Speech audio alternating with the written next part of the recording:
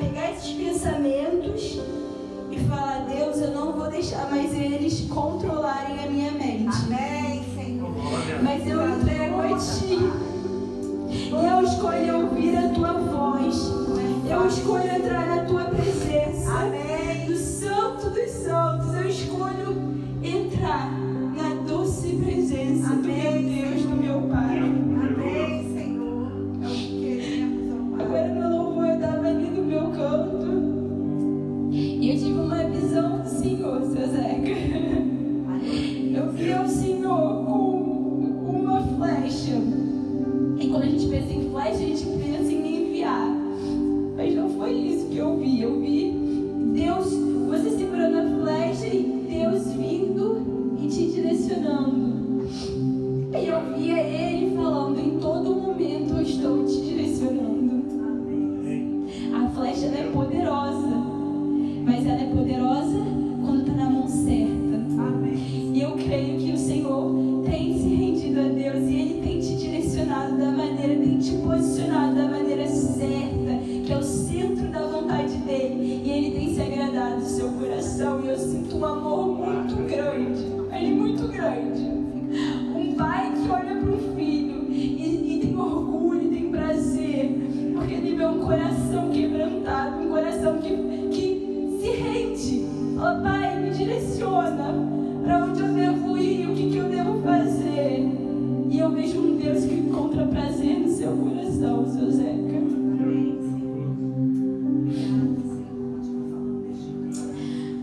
Oh, obrigada, Deus.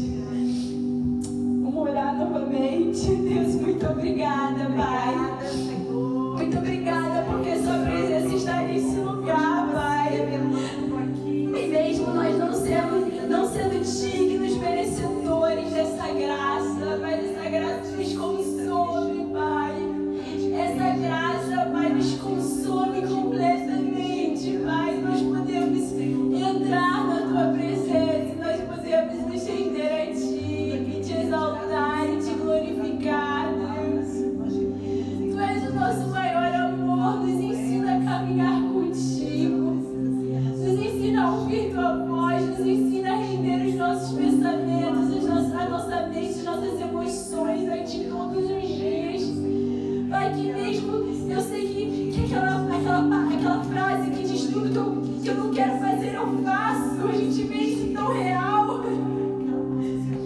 Tudo que eu não quero fazer, eu faço, Deus. Me ajuda a perseverar, me ajuda, Pai, a olhar para Ti, a me render a Ti, ao Teu amor, todos os dias a ser transformada pelo Teu poder, pela Tua graça. Me ajuda a entender essa graça, Pai. Me ajuda, Pai. Nos ajuda, Senhor. Pai, oro agora para que as nossas mentes, os nossos olhos estejam fixos em Ti. E que o Teu poder, que a Tua glória venha reinar neste lugar. Eu oro por total concentração, compreensão da Tua palavra e da Tua escritura, Senhor. Em nome de Jesus eu oro para que toda palavra que sair da minha boca venha de Ti, Pai. E somente de Ti, Deus. Eis-me aqui, Pai. Fala com os Teus servos, Deus. Toca os nossos corações, ministra as nossas vidas. Em nome de Jesus. Amém. Recebe a palavra, irmão? Amém. Eu também queria agradecer pelos meus pais me darem essa oportunidade. Meus pais os pais são aqueles que conhecem os podres dos filhos. E para eles darem a oportunidade é porque eles veem que tem algo em você. Porque o pai sabe tudo, sabe quando não tá legal. Então, para mim, eu me sinto muito honrada de estar aqui. Porque eu sei que Deus mostra para vocês o que está sobre a minha vida. Amém. E eu honro a vida de vocês. E eu quero realmente declarar que o melhor está por vir na vida de vocês. E nessa estação que está por vir, eu quero declarar que Deus vai regar vocês de frutos. O sobrenatural, vocês vão andar no sobrenatural da graça de Deus. Amém. Amém. Bom, irmãos, Eu não sabia o que eu ia falar hoje. E primeiro, eu orando, veio um título no meu coração. Veio uma frase: não existe mais medo. E minha mãe começou o culto falando o Salmo 27, que Davi expõe isso, expõe a Deus. Deus, olha os meus inimigos. Eu tô com medo, mas eu confio em Ti. Amém, aleluia. E veio assim esse título em mim. Eu falei: Deus, como o Senhor quer me usar? O que o Senhor quer falar? E Deus foi revelando, Deus foi trazendo ao meu coração. Mas eu quero te encorajar que cada parte do culto de hoje foi sendo encaixada. Desde o início, quando a minha mãe falou sobre os Salmos 27. Depois o meu pai começou a pregar aqui, tocando, ministrando as músicas sobre as promessas de Deus, sobre deixar aquilo ali que estava no passado e se render à graça de Deus, porque Ele é o nosso Pai. E hoje eu vou falar sobre o nosso Pai. Amém. Isso é bom, porque o nosso Pai nos conhece, o nosso Pai nos ama. Bom, vamos começar. O medo ele foi introduzido lá atrás, quando Adão caiu, quando teve a queda, quando teve o pecado. E o medo ele foi uma das evidências do pecado, porque Adão, quando ele peca, ele confessa a Deus que ele teve medo. Lá em Gênesis 3:10, Adão ele fala: ouvi a tua voz no jardim e tive medo, porque estava nu. A primeira coisa que esse homem, que Adão confessou, foi que ele estava com medo. E a partir daquele dia, o medo ele se inseriu na humanidade. O homem ele teve que trabalhar arduamente, porque ele era impulsionado pela fome, pela sede e pelo medo. Mas a gente não vai falar só sobre essa parte de como o medo se introduziu na humanidade, porque a Bíblia ela vem contando diversas histórias sobre homens, heróis da fé, cheios de coragem. Coragem, não tem medo, é corajoso, um homem corajoso. Moisés ele encarou Faraó. Faraó era o maior representante do Egito, a maior posição do Egito naquela época. E Moisés, ele encarou o Faraó. Moisés, ele era um homem cheio de coragem. Ou quando Moisés, ele subiu ao Monte Sinai, e ali ele contemplou Deus. Oh, coragem! As pessoas tinham medo de chegar próximo de Deus, mas Moisés chegava lá no Monte Sinai e adorava a Deus e ficava na presença de Deus. Ele não tinha medo. Bom, apesar de tudo isso, de toda a bravura de Moisés ele teve medo. Ele teve medo porque quando ele estava no Egito e aqueles soldados israelitas falaram para ele: nós vimos você matar um egípcio. O que Moisés faz? Ele foge. Ele foge do Egito, ele sai de lá e fica com medo. E outro homem também que a gente vê que era bravo, Davi, corajoso. Quantas batalhas Davi não ganhou? Golias. E Davi é aquele homem que Salmos, ele realmente descancarou as nossas emoções e o medo. Ele entrou no íntimo do medo e ele falou: eu confio em Deus. Aleluia. Um homem que mostrou tanta bravura, mas ele foi humilde para confessar que ele teve medo. E ele entregou a Deus, porque ele sabia que se ele confiasse em Deus, ele não temeria os homens. E Davi, lá em Salmo 53, versículo 3, ele diz: quando eu tiver medo, confiarei em ti. Ele admitiu que ele era um homem medroso.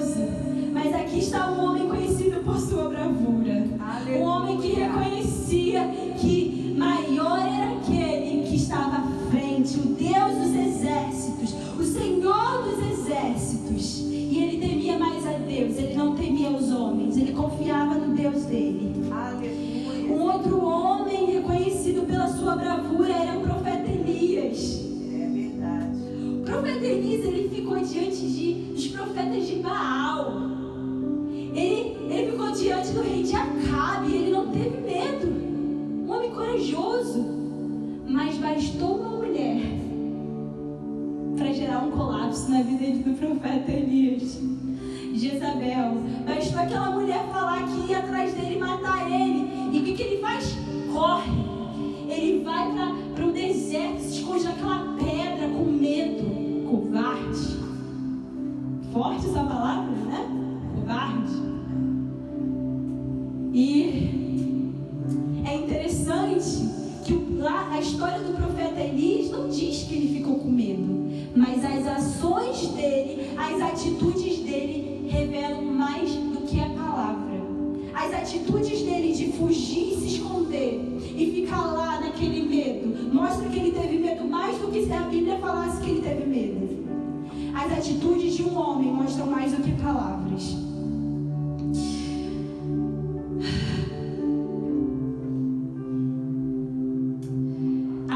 Na Bíblia a gente vai ver várias histórias de vários homens corajosos que tiveram medo. E por que a gente não teria medo? Se eles tiveram, por que a gente não teria medo? E eu estava estudando um pouco a tradução da palavra medo no Antigo e no Novo Testamento. E o medo, ele é classificado em 3 categorias. A primeira categoria do medo é o covarde. É o medo mau, que a humanidade fala e fala assim, que covarde, aquele medo que é ruim, o medo que é desprezível. A outra categoria de medo é o medo bom, é o medo correto, é o medo útil, que é uma bênção para a humanidade, que é quando você é desafiado pelo medo e você vence o medo, aquilo que gera uma ação, é o medo bom, que vai trazer frutos para as pessoas. E finalmente há uma terceira classe, né? Uma terceira categoria, que pode ser traduzida como medo ruim ou bom, vai depender do contexto. E o mais interessante é que quando eu estava lendo essas traduções, eu comparei com a psicologia moderna e elas confirmam a tradução que está na Bíblia, porque a psicologia moderna, ela fala que o medo passa por 3 estágios. Olha só como é que vai confirmar a Bíblia. O primeiro estágio do medo é o bom. O primeiro estágio do medo, vou dar um exemplo para vocês. Você acorda no meio da madrugada e a casa está pegando fogo. O que você faz? O seu instinto é sair correndo pela casa, chamar as pessoas e sair. E quando você sai de casa com todo mundo salvo, você pensa, como é que eu consegui tudo isso? Porque o medo, ele estimulou, ele trouxe uma energia para a sua corrente sanguínea, para você fazer tudo aquilo de uma forma que nem você sabia que você era capaz. Esse é o primeiro estágio do medo. É o medo que vai gerar uma reação, uma atitude. Depois tem a segunda etapa do medo, que é chamada de prisão ou inibitório. Pode ser bom, mas se você ficar lá, vai pro próximo estágio, que é muito perigoso, que é o estado paralisante. É o estágio que vai te paralisar. Então, a gente vem do medo bom, que vai te encorajar a se mover. Depois que você vai poder tomar a decisão de se mover ou de ficar paralisado, inértil.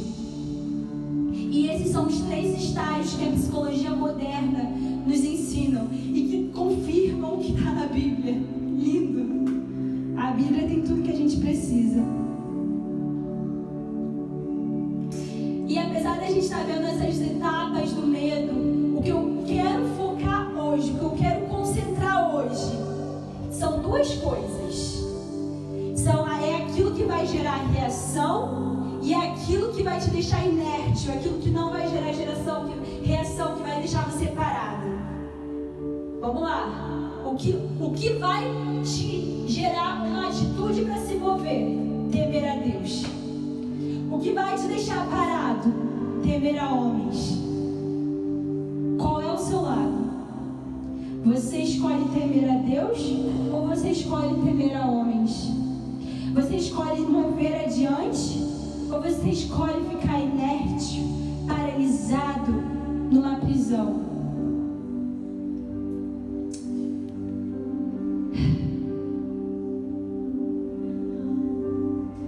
E eu até escrevi aqui que esse foi, eu acho que foi o segredo que Davi aprendeu. Porque ele escreveu lá em Salmos 56:11: em Deus tenho posto minha confiança, não temerei o que o homem possa fazer comigo.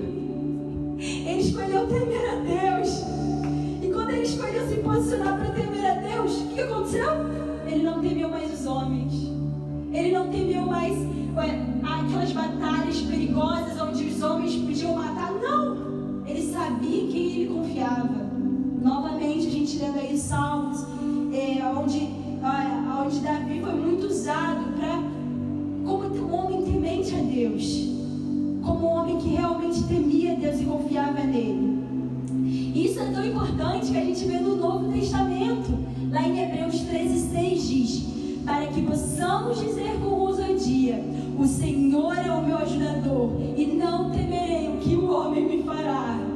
Quando a gente confia em Deus, que Ele é o nosso provedor, que Ele é o nosso ajudador, que Ele está conosco, que Ele é tudo que nós temos, que Ele é o nosso Pai, a gente não teme o homem lá fora. E mais uma vez, eu quero te perguntar: hoje você tem temor a Deus ou temor ao homem? Bom, a parte 2 da minha pregação, ela agora vai se direcionar para uma pergunta que todo cristão fala: mas a Bíblia diz que a gente não pode ter medo de Deus. Sim, nós não devemos ter medo de Deus. E ao mesmo tempo a palavra de Deus fala: tema o seu Deus. Sim, tema o seu Deus e não tenha medo de Deus. O que isso quer dizer?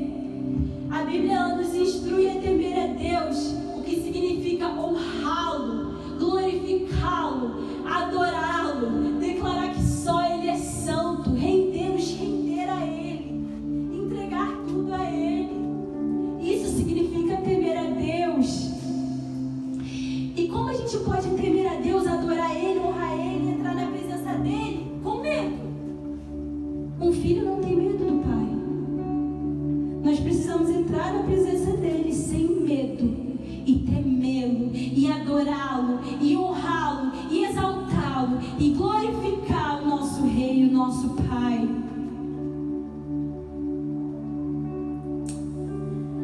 Lá em Mateus, a gente pode ver a história de Jesus, quando Ele foi crucificado e Ele foi morto. E os soldados romanos levaram o corpo de Jesus para um túmulo. E de repente veio um anjo. Quando o anjo chegou, os soldados romanos ficaram apavorados, cheios de medo. E o anjo chegou para as mulheres, Maria provavelmente, as outras mulheres que estavam ali no túmulo, e falou: não tenha medo. No episódio seguinte, Jesus mesmo veio em pessoa e chegou para os discípulos: não tenha medo. O nosso relacionamento com Deus é de um filho, um pai e um filho. Nós não vamos nos aproximar de um pai se nós estamos com medo de entrar na presença dele. E a gente vê todas essas ocorrências, esses acontecimentos do Antigo ao Novo Testamento. O temer a Deus, honrá-lo, glorificá-lo e não ter medo de entrar na presença do Pai. Esses são as atitudes de um herói da fé. Essa é a atitude de um guerreiro, de uma pessoa com coragem e bravura. Não tenha medo. E a parte 3 agora, já indo para a metade, eu queria abrir com vocês lá em Atos 20, do versículo 7 ao 12. Aqui a gente vai analisar um pouco como, quando não há temor a Deus, o medo assume o estágio 3, a inércia, que pode levar mas sempre haverá graça. Vamos ler lá, todo mundo abriu, Atos 20, do 7 ao 12, diz: No primeiro dia da semana, reunimos-nos para partir o pão. E Paulo falou ao povo, pretendendo partir no dia seguinte, continuou falando até a meia-noite. Havia muitas candeias no piso superior onde estávamos reunidos. Um jovem chamado Eutico, que estava sentado numa janela, adormeceu profundamente durante o longo discurso de Paulo. Vencido pelo sono, caiu do terceiro andar. Quando levantaram, estava morto. Paulo desceu, inclinou-se sobre o rapaz e o abraçou, dizendo: Não fiquem alarmados, não fiquem com medo. Ele está vivo. Aleluia. Então subiu novamente, partiu o pão e comeu. Depois continuou a falar até o amanhecer e foi embora. Levaram vivo o jovem, o que muitos consolou. Algumas curiosidades dessa passagem. Esse adolescente Eutico, o nome dele significa afortunado, sortudo, né? Interessante o significado do nome dele. E esse adolescente Eutico, né, o sortudo, ele morreu por causa da sua queda. E eu penso que a gente pode relacionar com a nossa realidade hoje. Quantos de nós não estamos dormindo, somos desleixados, sentamos de qualquer maneira, porque aqui diz que Eutico, ele sentou de qualquer maneira na cadeira, ele pegou no sono e ele caiu do terceiro andar. Ele estava totalmente desleixado na presença de Deus, inerte. E quanta gente não vê pessoas assim, entrando na casa de Deus, não usufruindo da presença do Pai, mas sentando de qualquer maneira, pensando que eles estão felizes naquela zona de conforto na vida deles, está tudo certo, você está aqui. E eles caem. E a morte é espiritual.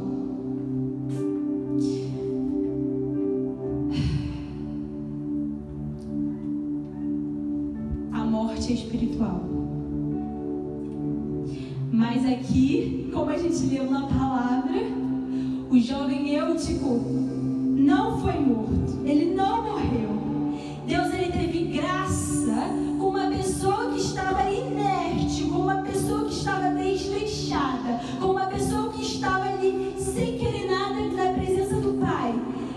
Deus, o Pai eterno, teve a graça, o amor, o carinho de deitar em cima do jovem, abraçá-lo e acordá-lo. Amém? Amém. Aleluia. Poderoso. A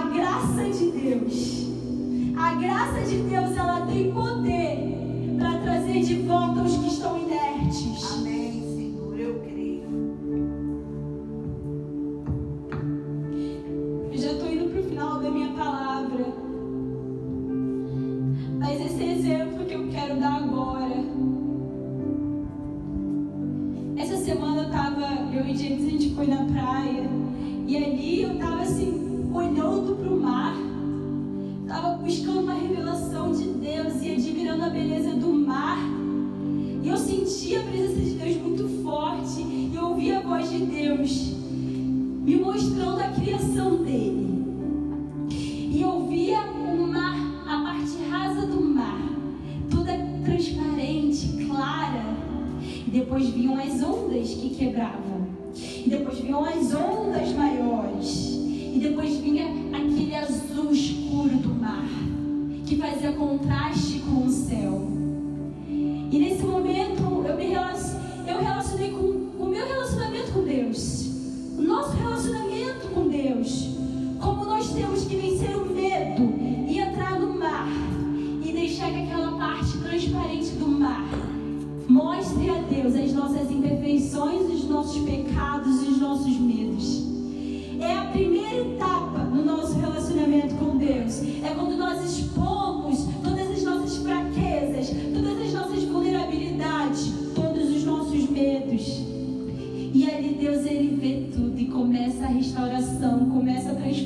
coração. Aleluia. Começa a olhar tudo da nossa vida, a examinar e a tratar como médico. E o que vem depois? As ondas que quebram. E aí vem o caixote. Você fica com medo, meu Deus, eu vou tomar um caixote. Mas você vence o obstáculo. Você vai vencendo, ondinha por onda, onda por onda, onda por onda. E você chega no meio do mar, onde aquelas ondas são gigantes. Você não está mais no raso. E muitas das vezes a gente olha para a superfície e a gente só vê ondas gigantes. A gente fica, meu Deus, como eu vou vencer essa onda? E pensa que para você chegar até lá, teve um caminho, teve uma jornada, teve uma profundidade. E é no meio do mar, onde aquelas ondas gigantescas parecem que vão te vencer, você dá um mergulho na profundidade. E aquela onda, ela não pode te levar. Aleluia. É aí que você começa a ter mais intimidade com Deus, a ter uma perseverança, a crescer na sua fé, no seu relacionamento com o seu Pai, que te diz a sua identidade de filho, o design, o propósito para a sua vida. E aí você está a um passo daquele mar azul escuro, aquela cor forte. Você entra naquela parte e os seus pés não tocam mais ao chão, é muito fundo. E você percebe, não tem mais o meu controle. Agora eu estou totalmente imersa no mar da graça de Deus. E ali você conhece a Deus profundamente, porque você já está num relacionamento íntimo. Você percebe que toda a tua força natural, todo teu controle da sua vida não adianta mais. Não adianta mais. É só você e Deus. E lá Ele tem o controle da sua vida. Lá Ele consegue abrir os seus olhos e te levar para onde Ele quer. Ele consegue fazer com que você experimente da grandeza dEle, do poder dEle, da graça dEle. Glórias ao teu nome, Senhor. Obrigada, Senhor. Tu és maravilhoso. Quantas vezes você parou para olhar para a criação de Deus e buscar uma revelação? A criação de Deus mostra o Criador. A gente olhar para o nosso irmão, olha para o seu Zeca, olha para a Amanda, olha para minha mãe, para o meu pai, para o James. Quantas vezes eu chego e falo, Deus, deixa eu ver o que o Senhor vê. Me entrega uma palavra para entregar. Me ajuda a ver a beleza da sua criação. Porque eu sei que se eu conseguir ver a beleza da sua criação, eu vou enxergar o meu Criador, o meu Pai eterno. Porque tudo que Ele faz é perfeito e sobrenatural. Essa é a última parte da minha palavra que eu preparei. E eu quero te encorajar que o seu temor a Deus